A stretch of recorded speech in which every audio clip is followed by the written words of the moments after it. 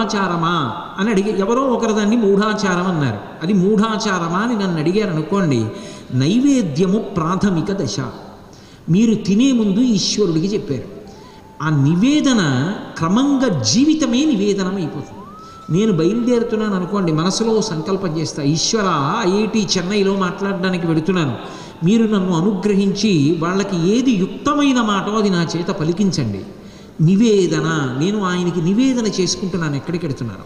దీని తరువాత నేను వేరే కార్యక్రమంలోకి వెడతాను. వెళ్ళినప్పుడు ఆ కార్యక్రమంలో నేను ఎలా ప్రవర్తించాలో అలా ప్రవర్తించేటట్టుగా ఈశ్వర నన్ను అనుగ్రహించండి. చిట్ట చివర రాత్రి నిద్రపోయే ముందు, ఈశ్వర ఇవాళ కార్యక్రమాలన్నీ సంతృప్తిగా జరిగేటట్టు అనుగ్రహించారు, మీకు కృతజ్ఞత. కంటి నిండా నిద్ర పట్టి తెల్లవారేటప్పటికి ఉత్సాహంగా లేచేటట్టు అనుగ్రహించండి. నివేదన. ఆయనకి నివేదించారండి అంటారు. జీవితము నివేదన కావాలి. పటికి బెల్లం పలుకుల దగ్గర ఆగిపోకూడదు. కాబట్టి దాని గురించి